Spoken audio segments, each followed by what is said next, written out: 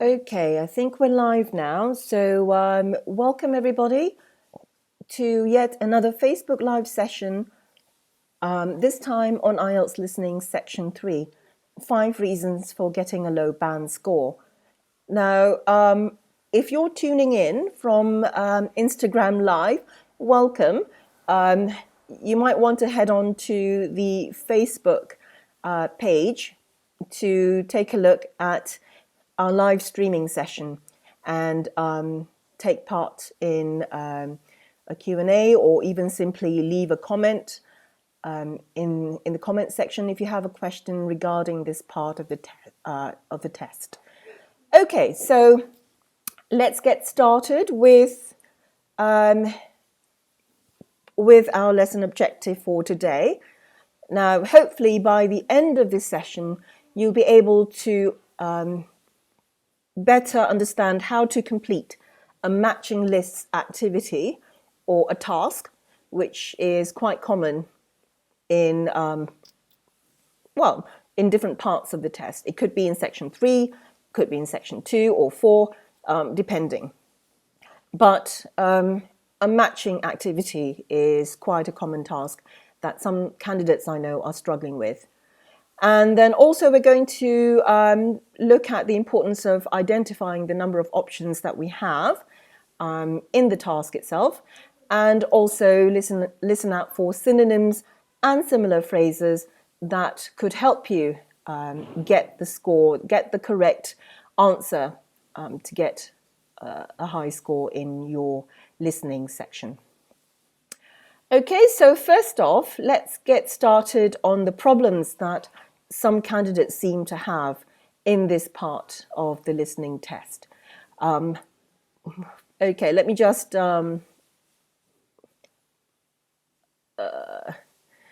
focus on point number 1 here. Not having some background knowledge on the topic. Now, a lot of you have been asking me whether or not it's a good idea for you to keep practicing doing IELTS past papers to help you improve your listening test or your reading test. I think I've written a blog post on this, and my answer is basically yes and no. I mean, past papers do help you with understanding or practicing under exam conditions. It's also helpful for you to find out why you got certain questions wrong or certain answers wrong. And also, it's good for you to listen again and again to understand vocabulary in context and looking at transcripts to analyze why you've made or why you've given the wrong answer. Now, even though this is quite useful, you should also understand that the IELTS listening test is also a test of your general, not just your general English, but your general knowledge. So you should listen to not only IELTS past paper recordings, but you should make every effort to understand everything you can in English. Now, if you've been following me on my blog, you would probably know that the IELTS is a topics-based test.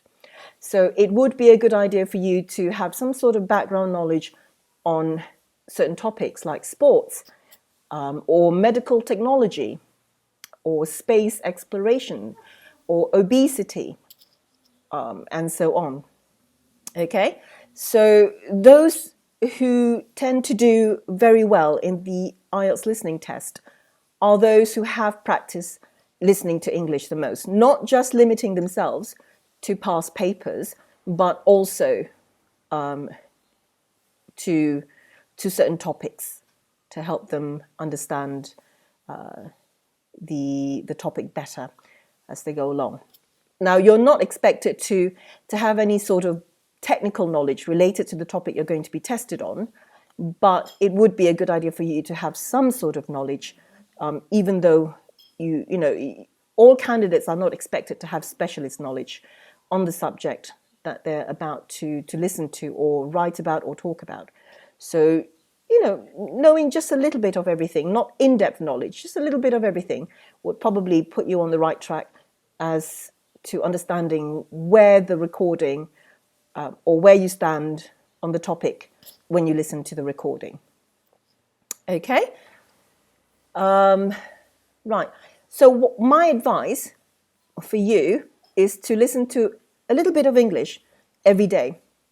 A little English, 20 minutes. You have a plethora of language learning tools on the internet for you to to explore. You could listen to a lot of interviews. I mean, you don't have to limit yourself to the television or the radio anymore these days. You can just log onto the internet and watch or listen to an interview, and try to try and understand what it is that they're talking about. I mean, this is good if you're multitasking. So, for example, if you're listening to something while I don't know, cleaning up the house or doing the dishes or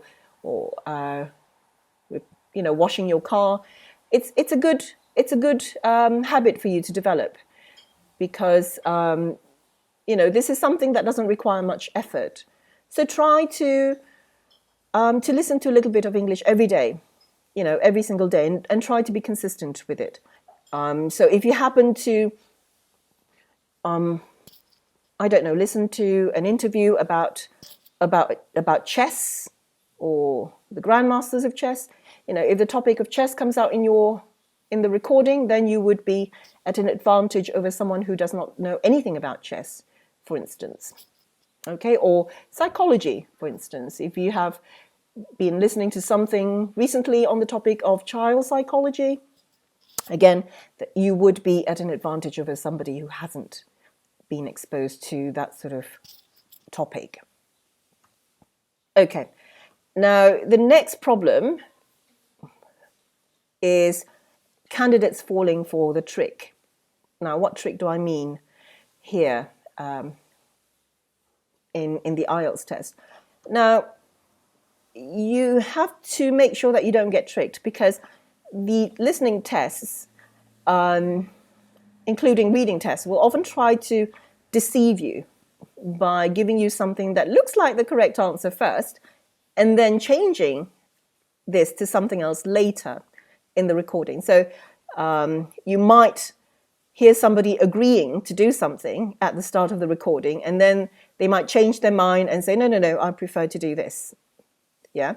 So if you wrote down the first option, you would be wrong. So try not to fall for this sort of deception or distractor, as I would call it. Okay, and I think this comes with a lot of practice, going through not just past papers, but, like I said before, how people respond to when they talk about certain topics in interviews, and so on and so forth. Or when you listen to a talk, how do people, what do they say? Do they stick to the same idea, or do they change their minds later on? Okay, so make sure that you do not get tricked.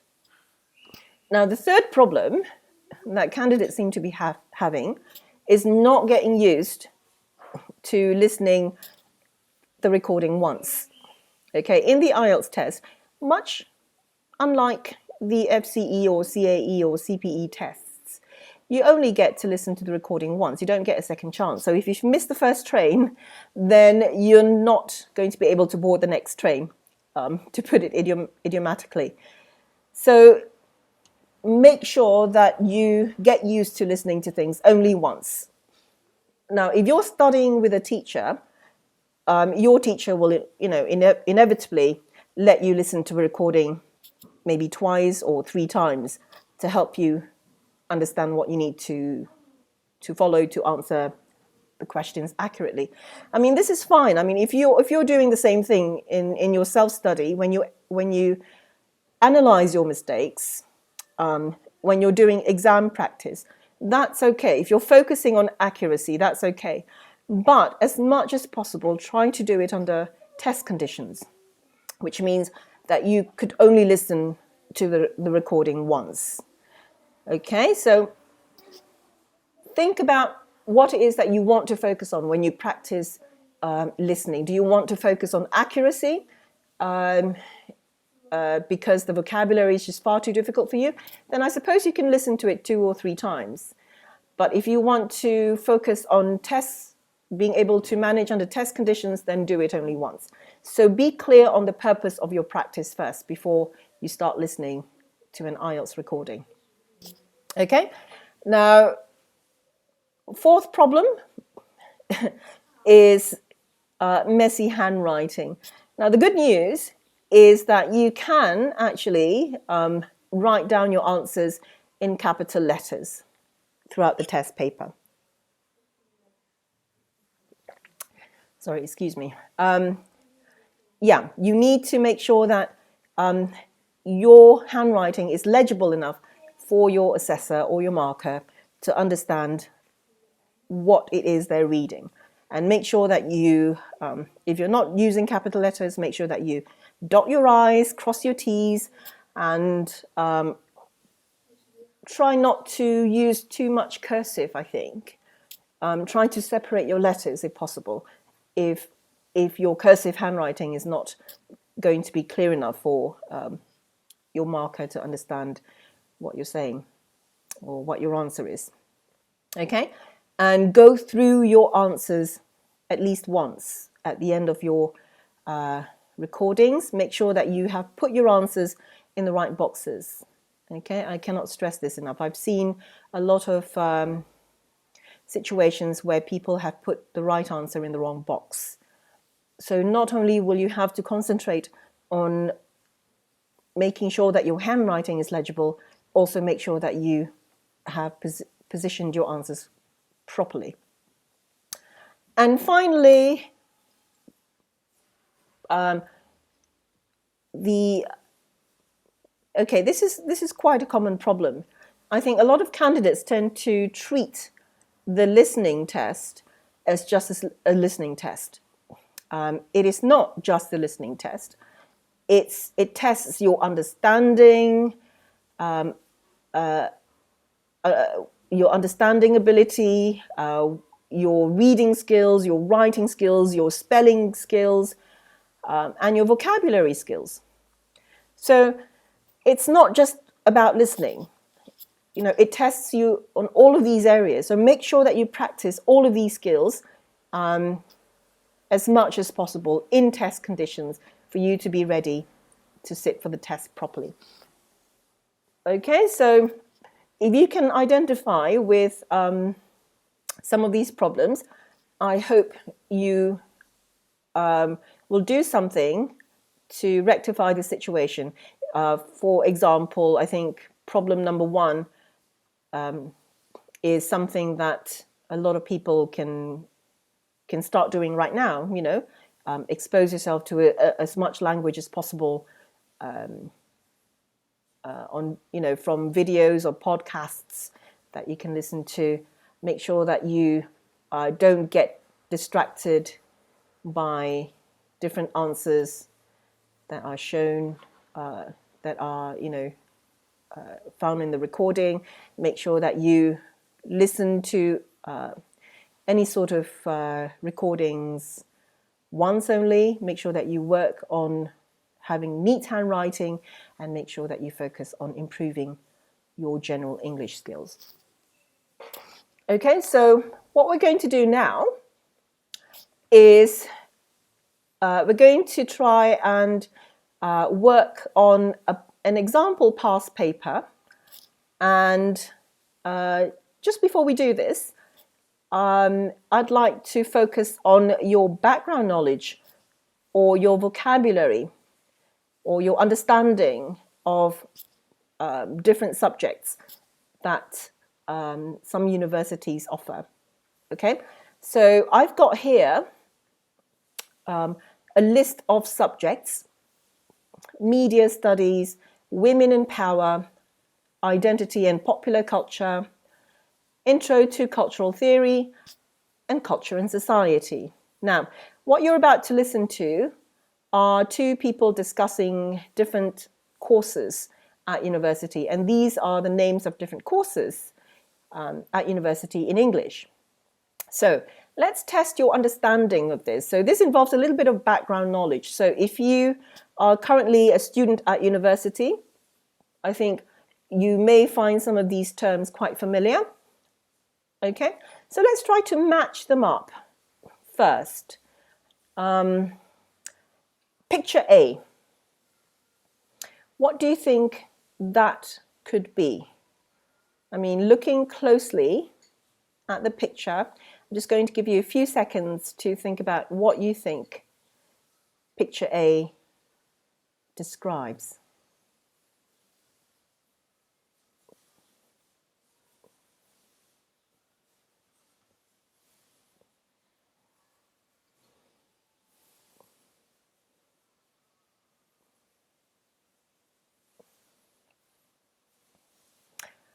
Okay, it shows a scene from the Industrial Revolution. Now, if you don't know much about the Industrial Revolution, it has something to do with history. A couple of centuries ago. So this would probably be something to do with, what do you think? Media studies, identity and popular culture, introduction to cultural theory. What could be the answer here?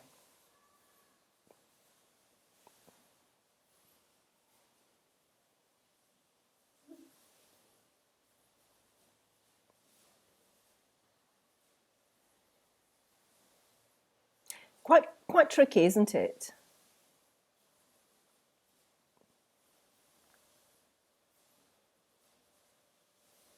I'll give you a bit of time to study it a bit more.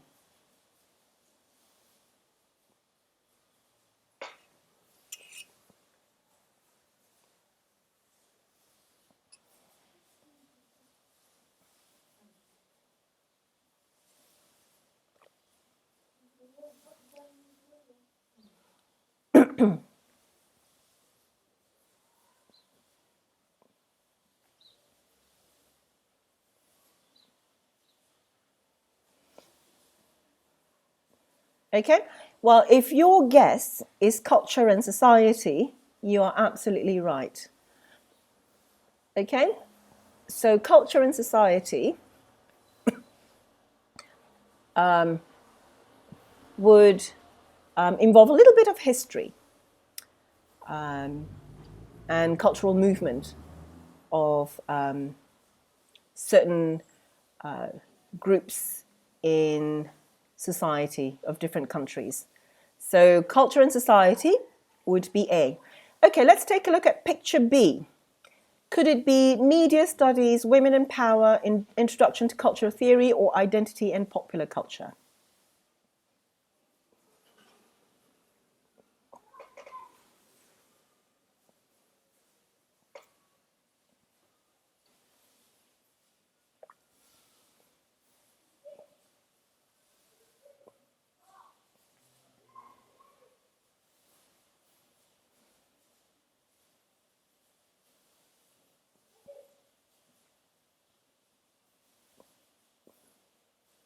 Okay, if your guess is media studies, you are right. This involves something, okay. This picture describes something to do with media studies, which involves film, what else? Study of mass communications, development of the media, and so on and so forth. Okay. Picture C. Women in power, introduction to cultural theory, or identity and popular culture. 3 options left.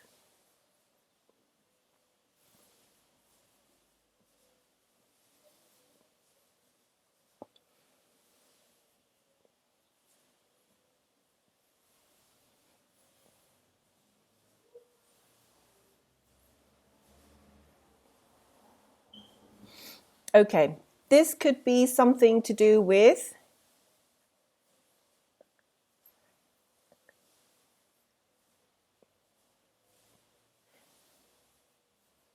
which one is it? There are two titles or two course options with the word cultural in it. So it's got something to do with culture.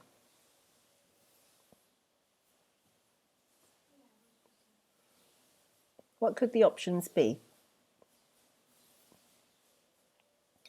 Okay, so if you've guessed Introduction to Cultural Theory, I think you have guessed rightly. Okay, so let me just put that there at the bottom. Okay, picture D, Women in Power, Identity and Popular Culture. Judging from the words in the picture, you would probably have guessed that this has something to do with women in power. And then through the process of elimination, this could be something to do with identity and popular culture. Pop culture, which has something to do with advertisements and yeah, using the media to, I suppose, to spread ideas and so on. Okay. All right. So if you have identified all of the subjects correctly, well done. Give yourself a pat on the back for having done that. Now, what we're going to do next is we are going to listen to an example recording taken from the IELTS.org website. You should be able to access this, I think, from the link below here. Yeah. So if you haven't already practiced your test skills from this site, I think it's worth exploring. Okay, so have a pencil and paper ready and see if you can do this on your own without any help from me. Okay, I'm going to show you the question paper. This, as you can see, is an example of a past paper, a section 3 taken from a past paper. Questions 21 to 25, you can see the example, sorry, no example here. You can see the instructions for what you need to do. The question here being, what does Jack tell his tutor about each of the following course options? Now, if you don't know what this recording is about, is that you will hear a communication studies student talking to his tutor about optional courses for the next semester. So here is his conversation with his tutor about what sort of subjects he should probably be taking for his studies. Okay, so as you listen,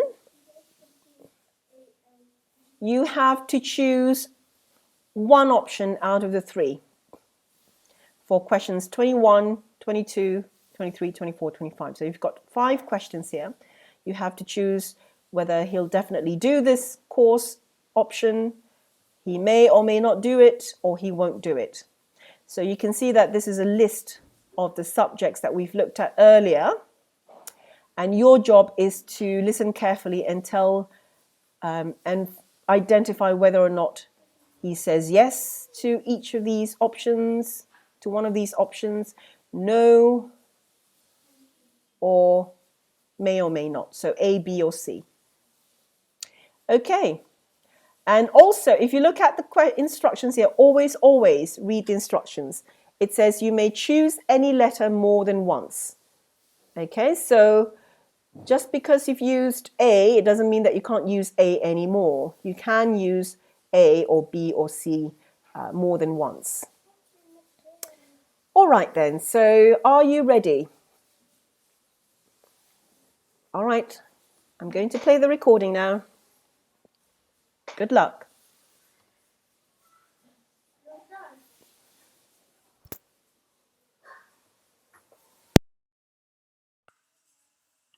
You will hear a communication studies student talking to his tutor about optional courses for the next semester.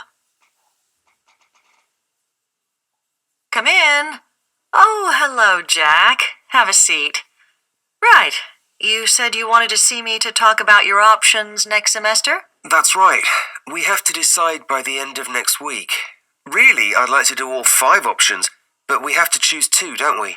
Yes, but the choice depends on your major, to some extent. You're majoring in communication studies, aren't you? That's right. So, for example, the media studies option will cover quite a lot of the same area you did in the core module on mass communications this semester, the development of the media through the last 2 centuries in relation to political and social issues. Well, that was interesting, but I've decided I'd rather do something completely new. There's a women's studies option, isn't there? Yes, Women and Power. Again, it has a historical focus. It aims to contextualize women's studies by looking at the legal and social situation in the 19th and early 20th centuries. So it would be useful if I intended to specialize in women's studies, but I'm not sure I do actually. Well, it might still be useful to give you an idea of the issues involved. It's taught by Dr. Steed. Oh, really? I'll sign up for that then. What about the option on culture and society? That addresses the historical debate on the place of culture since the Industrial Revolution in Britain. So a historical focus again? Do I get the message you're not so keen on history? Well, it's just that we seem to have done quite a lot this semester. Anyway, I'll think about that one. If you're interested in a course focusing on current issues, there's the option on identity and popular culture that approaches the subject through things like contemporary film, adverts, soap operas, and so on. That sounds interesting. Can you tell me who runs it? Well, it's normally Dr. Stevens, but he's on sabbatical next semester, so I'm not sure who will be running it. It should be decided by next week, though. Right. Well, I might wait until then to decide. And the last option is Introduction to Cultural Theory, isn't it? I'm quite interested in that too. I was talking to one of the second-year students, and she said it was really useful. It made a lot of things fall into place. Yes, but in fact, in your major, you'll have covered a lot of that already in Communications 102, so that might be less useful than some of the others. I'll forget about that one then. Now, while you're here, we could also discuss how you're getting on with your core module assignment.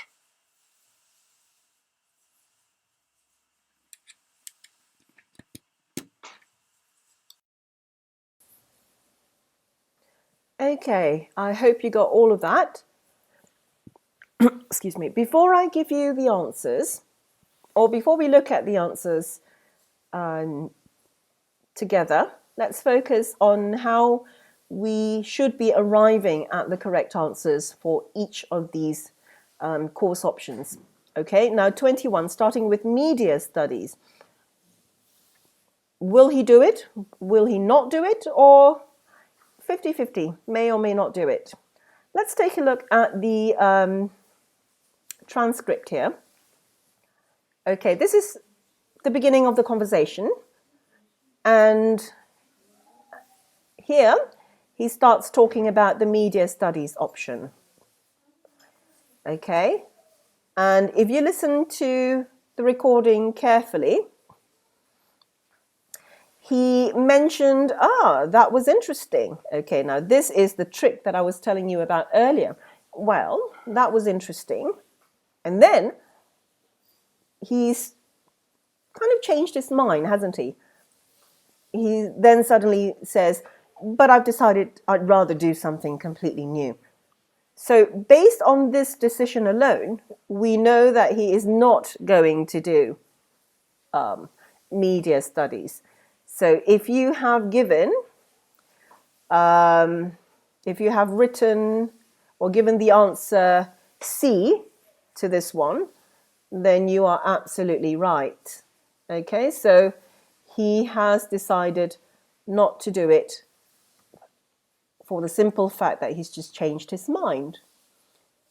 Okay, let me adjust the size here. Okay, so media studies is C. He won't do it.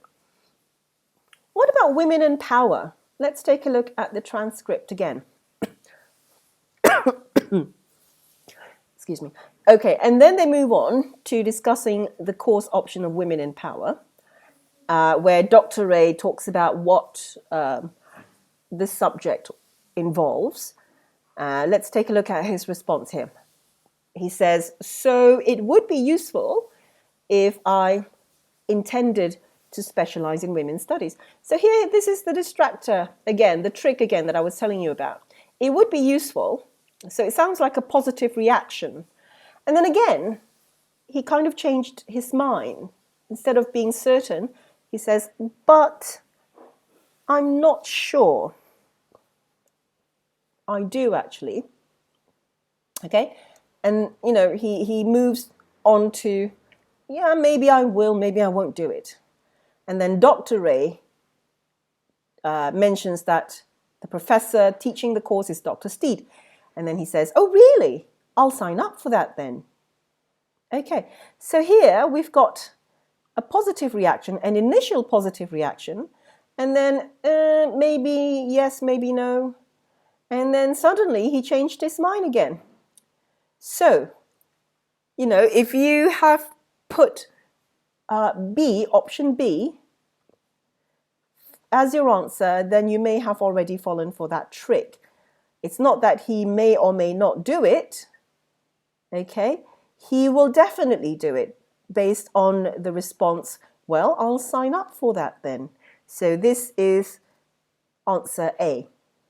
So he will be doing the course option on women in power. Okay. Culture and society. Now, how does he react to this course option? Let's take a look back at his response. Okay, and then, right, Jack mentions this option the first time, culture and society, and Dr. Ray moves on to explain what this course option involves. And, you know, apart from the vocabulary that he uses, candidates will also have to be familiar with, you know, speaker's tone, the speaker's tone of voice. So if you listen to the recording again, you would hear that he didn't sound very happy when he said, so a historical focus again. So that did not sound like it was a positive reaction to this. So it could be either no, he won't do it, or 50-50. And then Dr. Ray confirms this by saying, do I get the message that you're not so keen on history? Okay, so she picked up on that intonation clue that he didn't sound happy. So that should be your first clue. But is it the right clue? And then he says, well, it's just we seem to have done quite a lot this semester. And then let's move on. Anyway, I'll think about that one. Okay, so that seems to be his decision. I'll think about that one. Yeah? So this could be answer B, because he hasn't decided on whether he'll do culture and society based on what he says. Okay, and then they move on to discuss identity and popular culture. All right, what does he think about that? So Dr. Ray explains what this subject involves. And his initial reaction was, oh, that sounds interesting. Okay, so this is a positive reaction. And then he asks, who's the professor who's teaching the subject? And Dr. Ray explains, and then he responds by saying, well, I might wait until then to decide. She says, it's normally Dr. Stevens, but he's on sabbatical next semester. Sabbatical means he's on leave. He will not be around to teach the course. So she's not sure who will be running it. And his decision is, I might wait until then to decide. So again, the initial distractor was, yes, sounds interesting. But then he changes his mind. No, I think I'll wait. So your answer should be B. He may or may not do it because he wants to wait to see who runs the course. Okay, and finally, Introduction to Cultural Theory. What do they say about that? Okay. All right, so Jack mentions cultural theory. He says he's quite interested in that. And, positive reactions. One of his friends said it was really useful. It made a lot of things fall into place. Now, if you don't know what that means, to have a lot of things fall into place means a lot of things make sense. And then Dr. Ray says to him, well, in fact, your major, this will have been covered in your major, Communications 102. So it might be less useful. So this is her advice for him. And he agrees with her opinion and makes a decision. Oh, okay, I'll forget about that one then. So that seems to be his decision, that he will not be doing Introduction to Cultural Theory. Okay, so the answer that you should be getting here would be C. Okay, so how did you do in this exercise? Did you get all of the letters correct? If you have got 5 out of 5 for section 3, give yourself a pat on the back because section 3 is not actually that easy. With the IELTS listening test, the level of difficulty increases as you go along each section. So if you've got 5 out of 5 correct, well done. Okay, so this is what you should be focusing on. Make sure that you do not get thrown off by the distractors and focus on not just the words, but also the tone of voice that the speaker gives when they talk, so that, again, you will not be distracted by vocabulary clues, but also auditory clues like the stresses that they make, the intonation of their voices, whether they sounded keen or uninterested, and so on and so forth. Okay, well, I think that's about it for today's Facebook Live lesson on IELTS Listening Section 3. I hope you have found the advice and the test practice quite useful for you, and I look forward to another session with you on Facebook Live. So have a good rest of the week ahead, and I'll see you soon. Okay, take care. Bye for now.